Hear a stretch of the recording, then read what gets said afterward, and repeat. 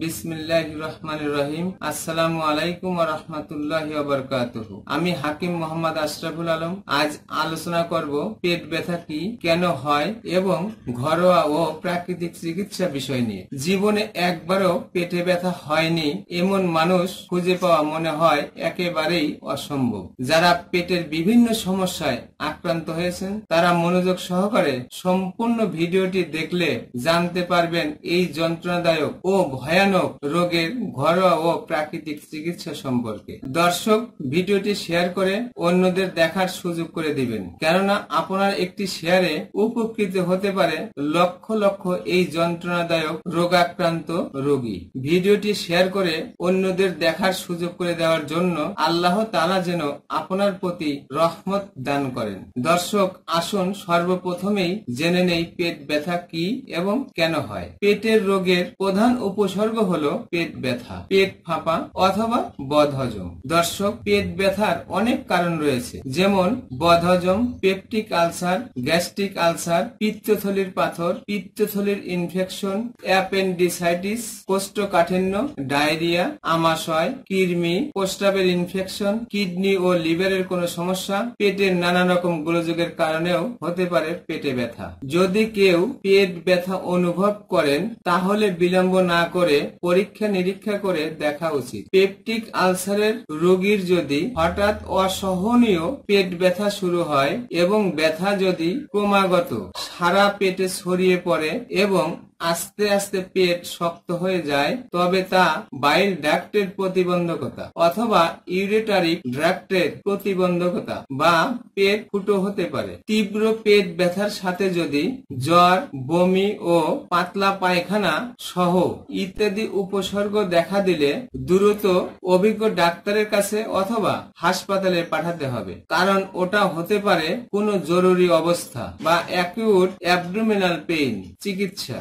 দর্শক, সঠিক সময়ে চিকিৎসা না করলে বা চিকিৎসায় ফলপ্রসূ না হলে মারাত্মক জটিলতা দেখা দিতে পারে। তাই আপনাদের প্রতি অনুরোধ, পেট ব্যথা সহ শরীরে কোন রকম সমস্যা দেখা দিলে আন্দাজি ফার্মেসি থেকে ওষুধ কিনে না খেয়ে অবশ্যই একজন অভিজ্ঞ ডাক্তারের পরামর্শ নেবেন, কেননা আপনি ডাক্তারের কাছে কোনো রোগ নিয়ে গেলে ডাক্তার আপনাকে ভালো করে দেখে শুনে রোগের সঠিক কারণ খুঁজে বের করে এবং কারণের চিকিৎসা করে থাকেন। আর রোগের কারণ চলে গেলে রোগটি সম্পূর্ণ নিরাময় হয়। আসুন জেনে নেই প্রাকৃতিক চিকিৎসা। সঠিকভাবে রোগ নির্ণয় করে চিকিৎসা প্রদান করতে হবে। ইউনানি চিকিৎসা একটি পার্শ্ব প্রতিক্রিয়া মুক্ত চিকিৎসা ব্যবস্থা।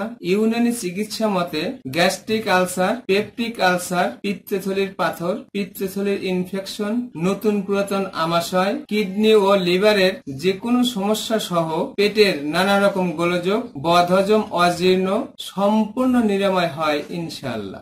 আসুন জেনে নেই প্রাকৃতিক চিকিৎসা। রোগের সঠিক কারণ খুঁজে বের করে চিকিৎসা করতে হবে। তবে পেট ব্যথা যদি বদহজম, কোষ্ঠকাঠিন্য, আমাশয়, পরিপাকতন্ত্রের দুর্বলতা, গ্যাস্ট্রিক আলসার, পেপটিক আলসার, বদহজম, হজমের গোলযোগ, মেয়েদের ওভারিতে সিস্টের কারণে হয়ে থাকে, তাহলে নিচের ঔষধগুলো সেবনে অত্যন্ত কার্যকরী। গ্যাস্ট্রিক আলসার, পেপটিক আলসার, বদহজম, নতুন ও পুরাতন আমাশয়ের রোগীদের ক্ষেত্রে 1 চা চামচ সফুব আসুস, 1 চা চামচ সফুব বাদিয়ান, 1 চা চামচ ইসবগুলের ভুসি 1 গ্লাস পানিতে মিশিয়ে সকালে ও রাত্রে খাবারের 1 ঘন্টা আগে সেবনে অত্যন্ত কার্যকরী। হজমের গোলযোগ, বদহজম, অজীর্ণ, মেয়েদের ওভারি বড় হয়ে যাওয়া, ওভারিতে সিস্ট ও টিউমারের ক্ষেত্রে 1/2 চা চামচ সফুব আজওয়াইন 1 কাপ হালকা গরম পানিতে মিশিয়ে সকালে ও রাত্রে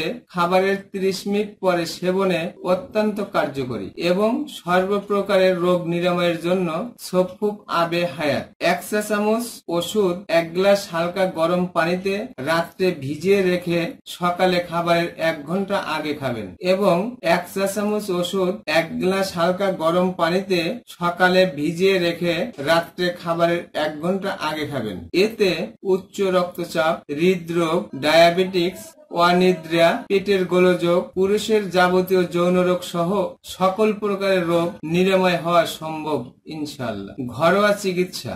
1. হঠাৎ ফেপে যদি অস্বস্তি বোধ করেন, হাফ চা চামচ জিরে বাম হাতের তালুতে ডলে অল্প একটু লবণ মিশিয়ে চিবিয়ে খেয়ে 1 গ্লাস হালকা গরম পানি খাবেন, তাৎক্ষণিক উপকার পাবেন। কোষ্ঠকাঠিন্যের কারণে যদি পেট ফাঁপে বা পেটে অসহ্য ব্যথা হয়, তাহলে একটি হরতেকির অর্ধেক বিচি ছাড়িয়ে রাত্রে শোয়ার আগে চিবিয়ে খেয়ে 1 গ্লাস গরম পানি খাবেন, তাতে কোষ্ঠকাঠিন্য দূর হবে, পেট ব্যথাও নিরাময় হবে। পরামর্শ: অতিরিক্ত চর্বিযুক্ত খাবার খাবেন না, নরম খাবার খাবেন, খাবার ভালো করে চিবিয়ে খাবেন, চা, কফি, সিগারেট, জর্দা এবং সর্বপ্রকারের ফাস্টফুড ও কোমল পানীয় পরিহার করুন। ঔষধ সেবনের পাশাপাশি সম্পূর্ণ সুস্থ না হওয়া পর্যন্ত চিকিৎসকের পরামর্শে চলুন। সম্মানিত সুধী, আমার আলোচনা যদি আপনাদের ভালো লেগে থাকে তাহলে আমার চ্যানেলটি অবশ্যই সাবস্ক্রাইব করে নিন, ভিডিওটি শেয়ার করে অন্যদের দেখার সুযোগ করে দিবেন। আমার পেজে লাইক দিয়ে আমার সাথেই থাকুন। আমার কথাগুলো কোথাও বুঝতে অসুবিধা হলে বা বিস্তারিত জানতে কমেন্ট করুন। আজ এ পর্যন্তই, বিদায় নিচ্ছি। আবারও দেখা হবে নতুন কোনো বিষয় নিয়ে। ততক্ষণ সুস্থ থাকুন, ভালো থাকুন। আসসালামু আলাইকুম ওয়া রাহমাতুল্লাহি ওয়া বারাকাতুহু।